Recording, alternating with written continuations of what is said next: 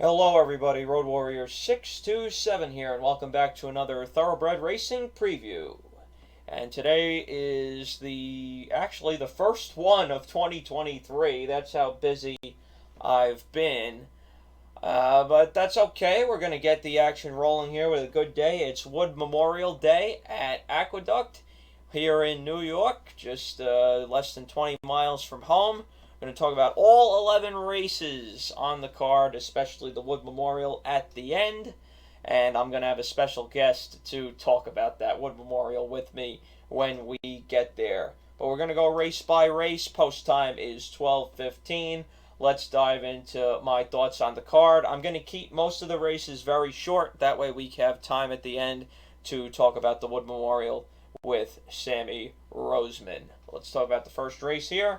Mile claiming 16 on the main track. Downtown Connector is 2-1, and the 5 horse, I forget his name, Union Lights, is 9-5. I hate this race. I plan to bet no money in this race. I definitely think that Downtown Connector loses pretty much all his value after last time, winning at such a huge price, of course, but he does shorten up. Not shorten up, does drop down in the price level, but does go from maiden claiming to a regular claiming, being with the win. The 5 horse, it's got the speed figs to be there and run well. I just hate this race. I don't like anything about it. Claimers on the dirt are not my thing. Do whatever you want in here. Not I wouldn't be against anything. I wouldn't be against picking anybody to take a step up and run well. All right, now let's talk about races I actually do care about. Race number 2. Finally, turf. There's a few turf races the day before this that I'll be betting, but now will be the first race I see on the turf this year in person, and that's race number 2. Again, we're keeping these things short, so I'm not going to go through the whole field. The 2 horses I'm most interested in are the 6 Loon Cry for Christophe Clement, second-time starter, switches to the turf, and then number 7, Lady Lauban, a first-time starter for Jorge Abreu. Jorge Abreu does well with firsters, gets Manny Franco, one of the winningest jockeys here at Aqueduct. I don't like some of the things he does, but overall he's okay. And he actually chooses to ride this horse over Loon Cry, who picks up Jose Ortiz. Not exactly the most tremendous idea in terms of prices in this race, but definitely 2 live horses. Stolen Futures, the second choice on the line at 3-1, was way too far behind in that race down at Gulfstream, 5 furlong turf race. And we're going to actually use that theme later on. Autumn's a firster for Shug McGahee, but Shug McGahee not too good with firsters, although love firsters in general, as you guys might know. The third race is the Gazelle. Now, this is a race where a lot of horses have a chance because nobody is really that fast. However, when that situation arises, I'm going to go to my friend Chad Brown, and I'm going to go to the horse that made me a bunch of money on Gotham Day last time, and that's Sheeta Beauty, who somehow, to me, winds up as the 7-2 kind of second or third choice, depending on how the wagering shakes out, as compared to the 2-1 morning line favorite Occult, also for Chad Brown. Kind of interesting jockey circumstances here between Dylan Davis and Manny Franco. Kind of bit of jockey chairs here. I don't know who had choice, but it's a stakes race. They're probably both going to be trying very hard. I would probably go with Sheeta Beauty if the prices stay the way they are, although I'm not sure if the morning line is actually going to reflect what happens at post time. Occult has slightly faster figures, has won comfortably in the last 2. It should be a good race. Pletcher's got 2 in here as well. Capella is no slouch, although last time did finish 3rd, beaten by the 2 Chad horses. Moving on to the 4th race. This is a very interesting race I want to talk about for a minute. Let It Ride is the 4-5 favorite. I actually had this horse as part of an exacta down at Gulfstream Park on Fountain of Youth Day, also Gotham Day here at Aqueduct when I was at the track. Billy Mott, Scotland over George Weaver, and Let It Ride, 2 first-time starters. Very nice $55 exacta. Now this horse loses all his value and is 4-5. So the question is, who can beat him?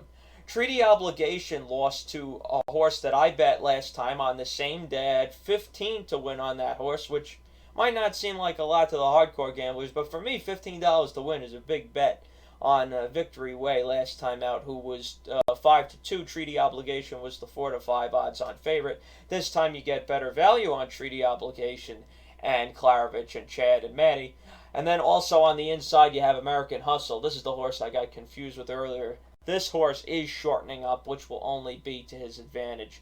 Looking at that last race back in November, I'm not worried about Christoph Clement off layoffs. I love Dylan Davis. So those will be the main three, I guess, although I am going to try to beat Let It Ride. Quick shout out to Subrogate, the firster out of Arrogate. This horse has a couple of decent works. I guess the track where that is probably pretty slow, considering that, or the other horses are just slow with the times and the rankings listed there.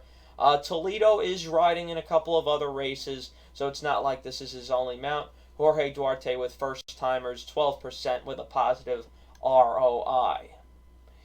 Moving on to the fifth race, we go to the Inner Turf for a maiden, going a mile, 2 turns. This, I love Chad, but I don't love him with a coupled entry at 8-5. That's horrible. I'm very interested in this horse, Bollinger, for Graham Motion, first-time starter. Now, Graham Motion generally does not have fantastic first-time starters. This horse has been working respectably and has been working at Horse Heaven, otherwise known as Fair Hill. Also gets Paco Lopez, which to me is extremely interesting. I'm not sure if Paco rides for Graham Motion too much. You could see down there with Jockey a sample size of 2, so I guess the answer to that is no. Does this horse, if he gets a good break, get sent to the lead? Generally, early in meets, when they have the fresh turf courses, down on the inside is not too bad of a place to be. So maybe this horse can actually get a pretty aggressive ride and do well. 8-1 is absolutely value in this race.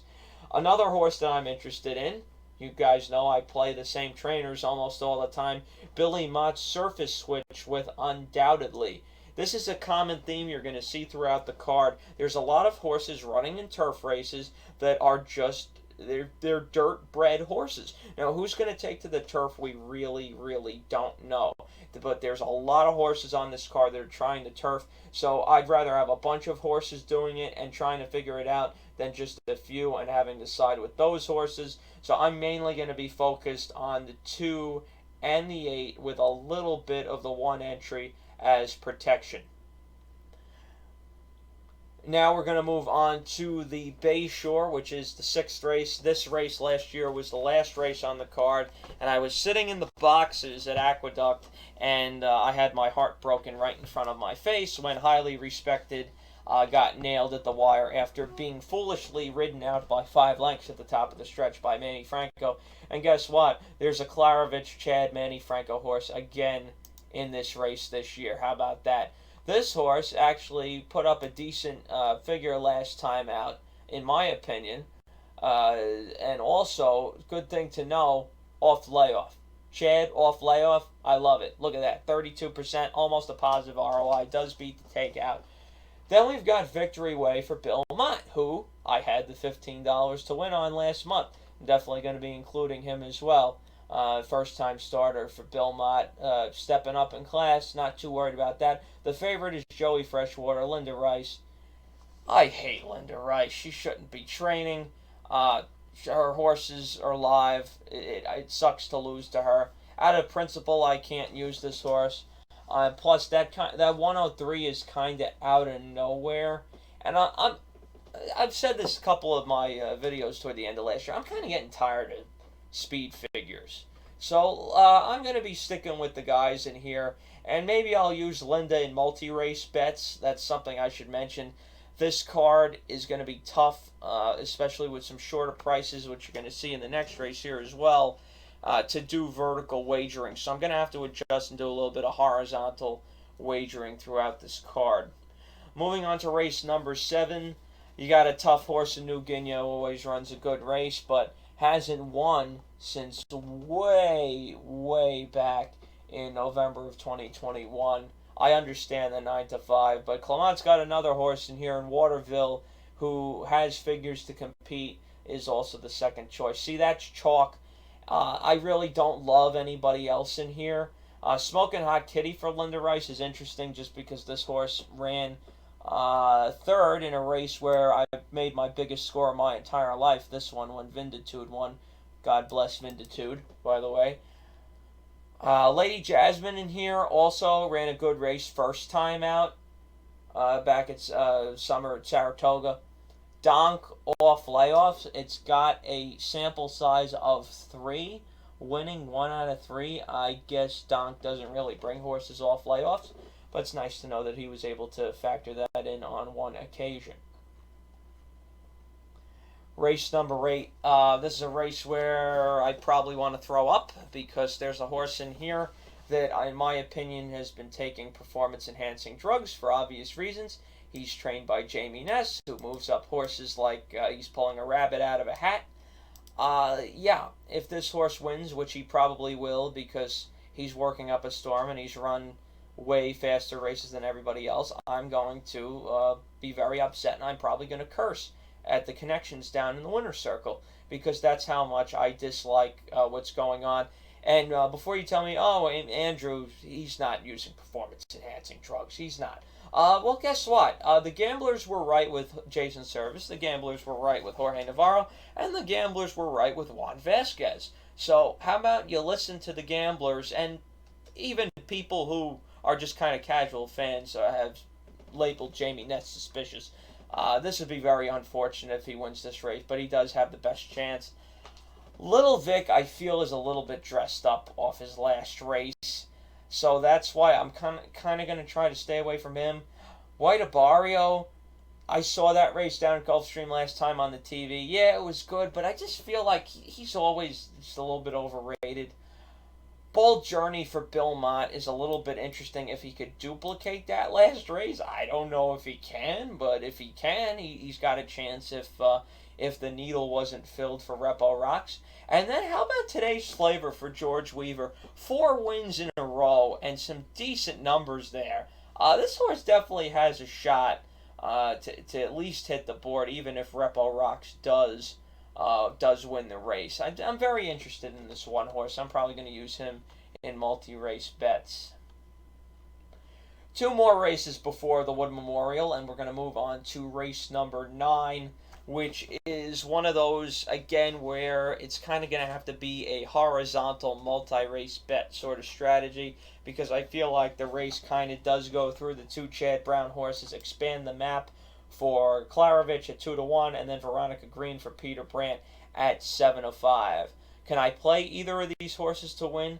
Possibly, if one of them takes a crap load of money and the other one does present some value. I don't know if that's going to happen. Yo Cuz for Bill Mott, another surface switch off just all dirt races. And then a little shout out to my girl Kyrone, who gets back on the turf, which is where she does her best running. So that's always nice for Michael Maselli. Yep, still trains. Shug McGahee's horse is dangerous in here, has the numbers to compete. I don't bet Shug McGahee that much. If there's a scratch in here, I could possibly include in multi-race bets, just trying to beat the Chads and get some value going in a pick 3.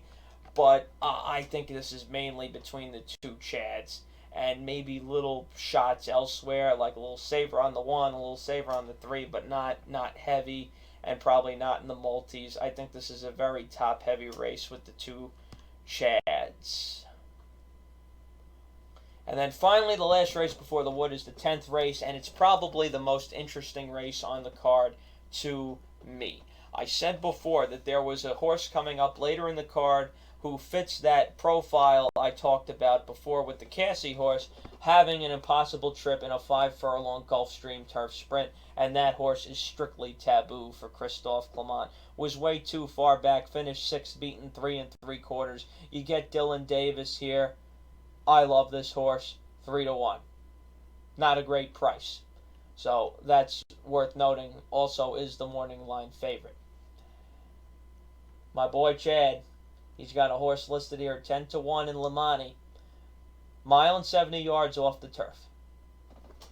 Mile and a 16th on the turf at Aqueduct, on the outer turf. And then 7 furlongs sprinting on the dirt. What has this horse not had the chance to do?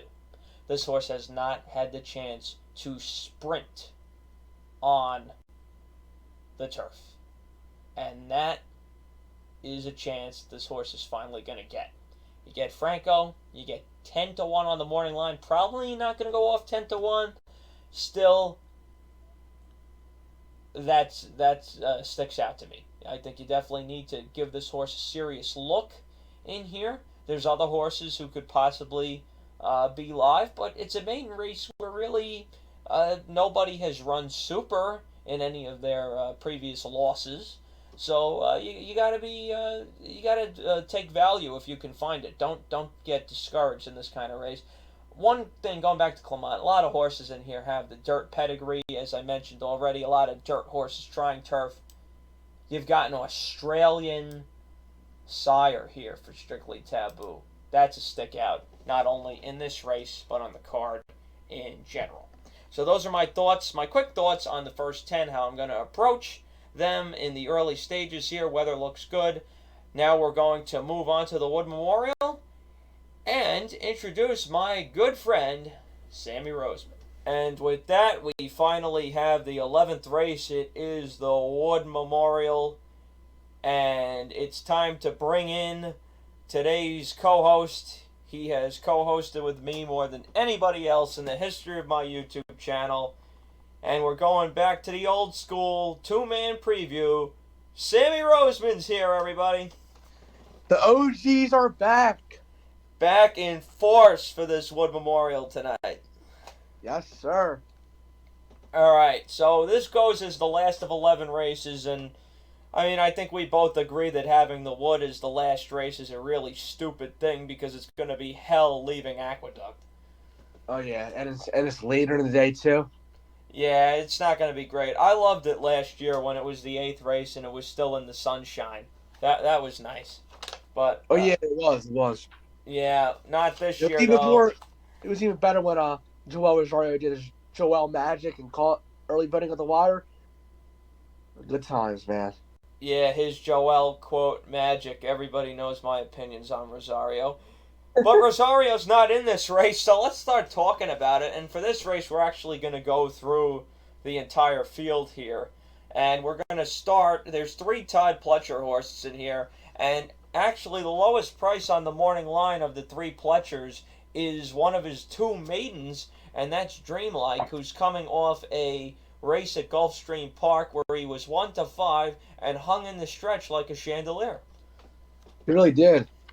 Let's see what this. I'm looking at what the horse that he beat him came back to run. All right.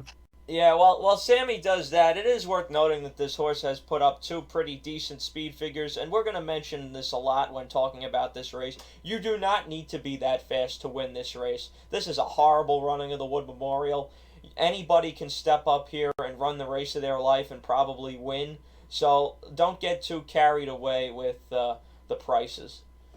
So the horse you lost to was, Andrew, I don't know if you're ready for this, a Bill Mott 23-1 firster. Yeah, I actually remember. I think I looked at the results of this race on a random day. Was it March 11th? So I think that was a Saturday. Yeah, I was probably checking results. So,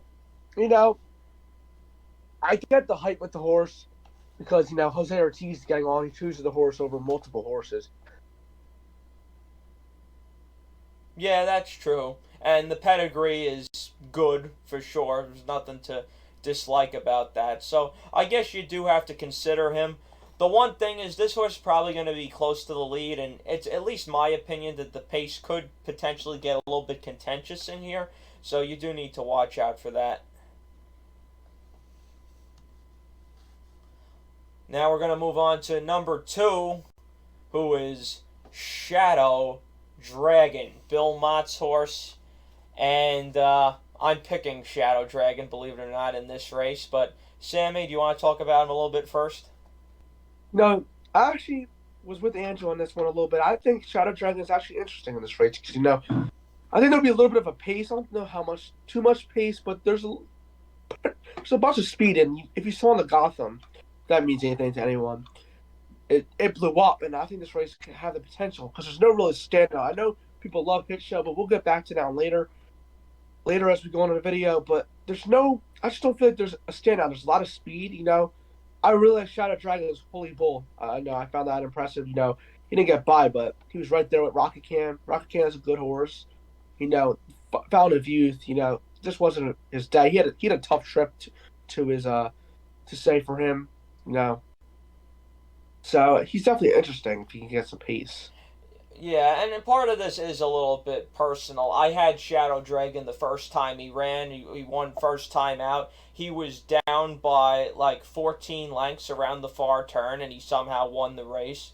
I just love that. Next time he ran like crap in the Sleepy Hollow before he comes back in the Holy Bull. I had the exacta in that race. Rocket Can Shadow Dragon for Billy Mott. And then he runs back in the Fountain of Youth, and I didn't think ran too terrible. What I'm really thinking is I really like that Holy Bull race, and there wasn't that fast of a pace in there, and he still was able to come from the back and beat the rest of the field there, which, yeah, it wasn't a great field, but whatever. Rocket Can's okay. So I just feel like at 12 to 1, this horse presents a little bit of value, especially for a horse that I think has a 10 to 15% chance of winning the race. So that pretty much rips out the takeout there. So that's value, and I'm interested in him. And also, if Belmont has some confidence in this horse too, because after that horrible effort in that state bred stake race, he took all the time off, and he didn't run him back in a state bred allowance or an allowance at Aqueduct. He put him right in the Holy Bull, and he ran a great effort. Good point, Sammy. Really good point. All right, moving on to number 3 is one of 2 Savvy horses, or no, just one. No, excuse me, 2. I was correct the first time. Number 3 is Knox. Good for Jose Gomez to get them out in a big race, but this horse just looks way overmatched. Yeah, this horse is just a little bit too slow, I think. I even question those higher figs that he got in there if they were really real, per se. So, yeah, this is just a toss for me, unfortunately. Maybe, and especially the distance of mile to 8, that might be a little too far for him too. That's a good point as well. We'll see though. You never know. The Woodman Rose has had crazy results. Number 4, General Banker. This horse just loves to run third, clearly. But after what was it, 8-7 stars, horse made it in a $500,000 state bred race, and won impressively with a 97 Aqua-based figure. This horse keeps running third, but it's really a beaten third, and there's not really much behind him that's running behind him, and he's had no excuses. But these horses aren't very good, so if you want some value, you want a horse to throw in the show, maybe you go with General Banker, but I don't really have too much to say. He likes the track, he runs good over it, but I think you have to improve a little bit to win this race. My thought with General Banker is going to extend to a few horses in this race, and it's just that I hate the Gotham. I thought it was a horrible race. I was sitting right on the wire for it, and I saw those horses, including the winner, Raise Kane, who's in the Bluegrass, just struggling home over that slop, and I just wasn't impressed by anybody. I wasn't impressed by anybody going in, and I wasn't impressed by anybody coming out. So, I just really did not like it. He got the right trip in the Gotham, too, coming from way back, because that race fell apart, and he was still beaten 9 lengths, albeit definitely the loose horse played into Raise Kane's margin of victory. But I just want nothing to do with that race as a whole. So I'm going to be throwing out the 4 as, unfortunately, as well as the 5, even though he's got a jockey I really like in Dylan Davis. I'm going to be throwing out Slip Mahoney as well in this race, just because I did not like last time. I realized it was a muddy track, and he ran second, and he's got one really good race in his maiden win, beating Krupe, who we'll talk about later. But moving on to Slip Mahoney here, I just feel like 6 to 1 is just too low of a price on him, and he will get bet because of finishing second in that Gotham. You know, Slim Mahoney's actually interesting to me because look, so after when he ran second in December 17th, he lost to Tappa Trice, who I believe is the favorite in the Bluegrass, winner of the Tampa Bay Derby. Who I still don't know how he won that race after that start, but that's to the point. Be Croupy. Listen, in the Gotham, I know Andrew doesn't like the race. I know a lot of people don't like the race, but that margin of victory, like Andrew said, was exaggerated because the loose horse, who what was it? The two horse, three horse, Two horse, yeah, two horse. shot got loose. You know, like when Ray's King won, I thought he won by like 2 lengths, but he really won by 7 because all the horses were behind him. But Slim Mahoney had a brutal trip. He was off terrible. You know, he's 8 wide, and then in the turn he was 9 wide. You know, he had a brutal trip, and he still got up for second. You know, he probably passed Turtles at the end, but still, you know, Dylan Davis is a good rider, especially from the back. So, Brad Cox, this horse is definitely interesting in my opinion. The one horse from the Gotham I actually think is interesting in this field. Yeah, I mean, I suppose on face value he's interesting. He's just not interesting to me at the price that he's I gonna be. The one is a little low for him, but I get it because ran second in the Gotham and strong connections. So Yeah, he's definitely gonna take public money. The 6 Clear the Air was scratched. The 7 is Arctic Arrogance for Linda Rice, a horse who's definitely gonna be up near the lead. oh yeah, this horse will definitely be the front runner already now. Horse, I just don't love. I think I really wish this horse ran in the Bay Shore, but watch this horse eat my words up. Um, but I just don't love this horse. He's consistent. I would give him that. He'll probably run a decent race here, but with all the speed signed up, a low price, and he was easily beaten by Hit Show. I just don't love him. Yeah, I'm really interested to see what's going to happen because I know Slip Mahoney had the bad start last time. Before that, he was a horse in the 2 previous maiden races was up near the lead. So I wonder if the 5 is going to go with the 1 and the 7 out of the gate. I think it's going to be very interesting to see what happens there. Regardless of that, I mean, if the pace is slow, this horse will definitely probably hit the board. I just don't know how slow it's going to be. And I'm just kind of tired of this horse. I hate Linda Rice as a trainer as well because she shouldn't even be training right now, as I've said to many other people with the inside information that she was getting. So I can't root for this horse in any way at all. This horse has never been out of the exacto, which is a great thing for him. But again, 6 to 1, I don't like that price either on this horse from an objective standpoint. Lost to Hit Show, who unfortunately for him, he's out in the parking lot, but he lost fair and square last time. He did. I think this horse is distant. This horse is distant limited. He very well could be. I definitely think ran a good race further back. Uh, I forget which race it was. Where I think it was the Remsen, that pace, that 48 flat for a half mile over that sloppy track in the Remsen was a really good half mile time. Actually, the track was slow as crap that day, and that's where the biggest figure comes for this horse. But I just don't know if this is really what this horse is. At 6 to 1, I'm not going to find out. Number 8 is Lord Miles. No, I I don't think honestly. Do you think this horse should really be 30 to 1 on the morning line? Probably should not be 30 to 1 just because of the company kept. Been some good company. Has Only some 3 to 1 in the Holy Bull. Yeah, similar figures to Shadow Dragon actually when you look at on the whole.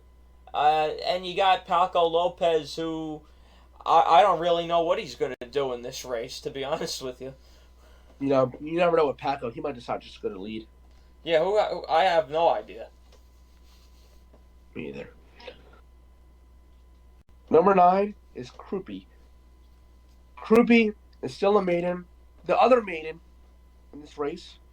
Now, this horse can actually be very interesting because every loss, he's lost to a horse. Not like that. You know what I mean? He's lost to a good horse. Disarm in the Derby, second to Louisiana Derby. Instant Coffee, Risen Star winner. No, not the Risen Star winner. What do you win? The comp, right? The race before it, yeah. He lost to the Risen Star winner too, Angel of Empire, who just won the Arkansas Derby by like 5 lengths. Flip Mahoney, classic catch. Signature is decent, but the thing is, he's lost a horse in this race. He's interesting because he could get a pace scenario. I just don't. I just don't. It's hard to trust the 0 for 6 maiden, especially in this kind of a race. But he is kind of facing a little bit of turtles in this race, so nothing would surprise me. Krupe, I was watching a preview with David Aragona earlier today, and this horse has the highest late time form U.S. pace rating, late pace. So if the race falls apart, that's who they think is going to be coming the fastest late. I can agree with that because the horse, he's consistent. He's lost to some good horses in the past. Yeah, who knows? This again, we know he's a maiden. I have to use all the Pletchers in some way because if I'm going to use one, I can't get beat by one of the other ones. And also, as our friend Jack Sargent likes to say, death, taxes, and Pletcher in April. So you have to be aware just of that angle on the superficial level. I'll be using this horse. He's not my number one pick of all the Pletchers. That horse is coming up shortly, but he will be in the mix for me. And I think 12-1 is kind of fair, and I think he might actually drift up a bit from there anyway. You might get between 15 and 20-1 on this horse. Number 10 is Uncle Jake, the former Bafford. Now, it's hard to really like a horse. I know, credit to Brittany Russell for taking a shot here. Now, the horse was impressive in his maiden win, but it's hard. It's hard to trust a horse coming in from a Laurel maiden win. Yeah, one fast workout last time. Otherwise, nothing really jumps off the page. If he wins, good for him. I can't see it. He was also 1-5 in that race that he won. Yeah, he was.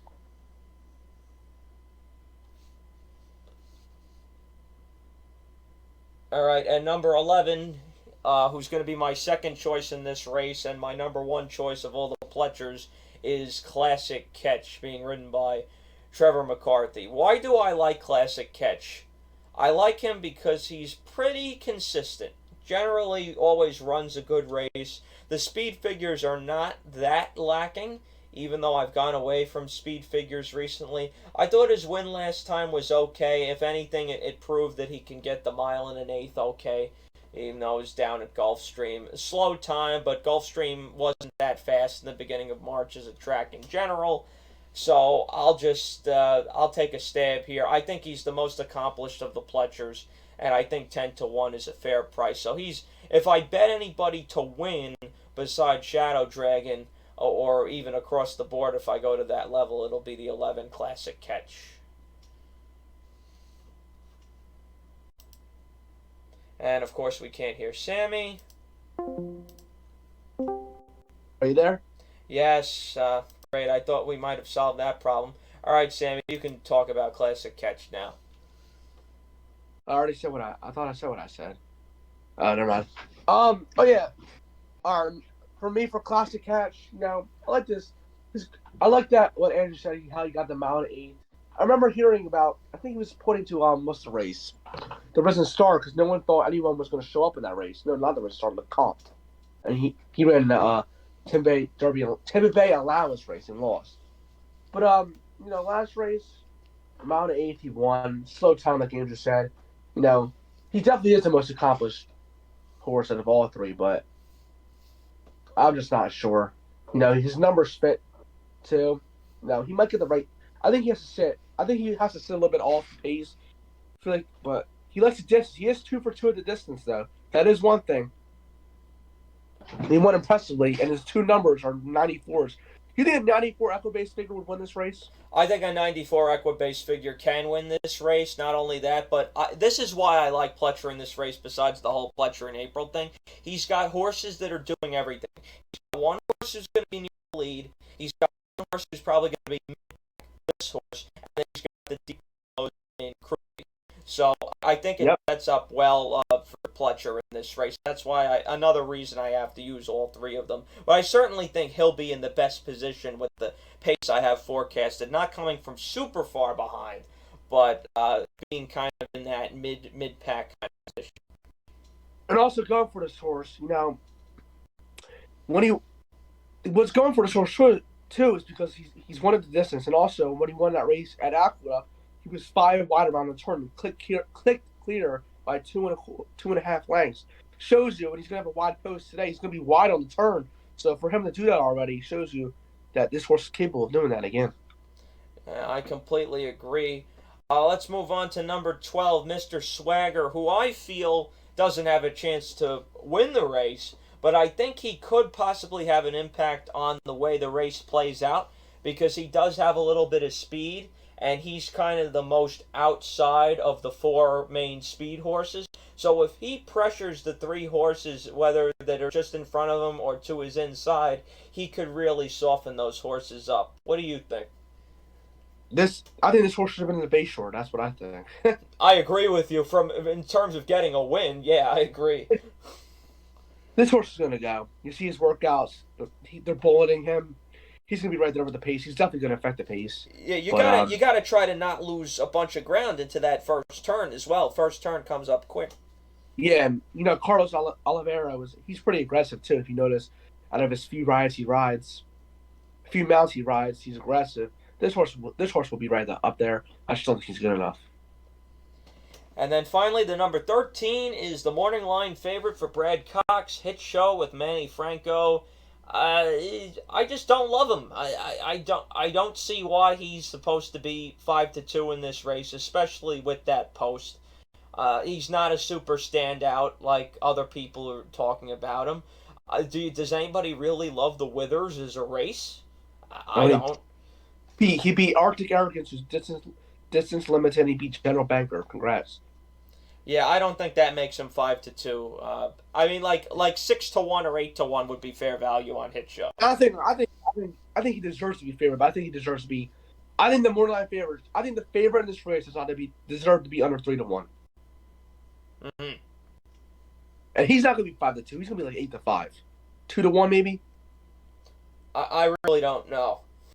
But his show 13 posts will probably will he no he won't move into the 12 hole. Yeah, 12, correct, because of the scratch.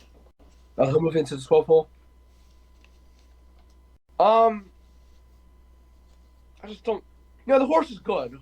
Brad Cox trains Gary Mary West, strong connections. But going back to that allowance race that me and Andrew were talking about, horse had no excuse against confidence game and Rocket Can. Sure, he's not facing horses like those again, but I mean, this is still a not decent field, but it's still better than the Withers. I can tell you that. Oh, absolutely.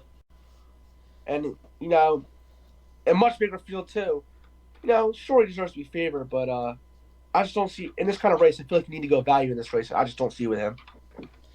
Yep. So as I said already, my top pick is number 2, Shadow Dragon, and then underneath I'm going to use the 11 Catch, the 9 Ruby, and the 1 Dreamlike. Sammy, where'd you wind up with the final picks in this year? I have a couple of black horses. Shadow Dragon, like Andrew said. I like him. I like Slip Mahoney a little bit. And I also like Classic Cash. You got to include Hit Show somewhere because I feel like I don't want to get beat by the favorite in this race, especially. So one of those 4 horses I'll probably end up landing on. And this is a race that may not be great from a quality standpoint, but it's pretty good from a betting standpoint. A lot of ways to go, a lot of opinions to have. Sammy, thank you, sir, for coming back and doing a fine job tonight. Yep, we're back. Definitely have to do this again for sure. Definitely. Let's just take care of some housekeeping here. Both of us will be at Aqueduct on Saturday. Second trip ever to the greatest racetrack in New York. Yeah, that's quite an exaggeration. I got a question of the day. Question of the day everyone's been asking for. Will we find mice in the track on Saturday? I'm gonna say no because I've never seen a mouse at Aqueduct.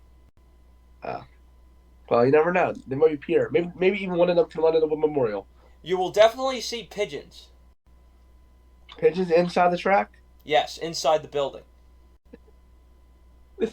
I heard the new hotel is nice though. Yeah, apparently it is supposed to be nice. Yeah, definitely would be there early on Saturday for sure. Yep, should be a nice day. We wish our friend Jack was joining us. Unfortunately, he got stuck doing something else. But we'll see our friend Aaron, Justified 3107, and two of my friends, Travis and Phil, will probably be there Elliot's supposed to as be there well. too. Who? Elliot, remember Elliot? Oh, yeah. Oh, that's great. Remember him? Yeah. He's supposed to be here. He said he's coming there too. So.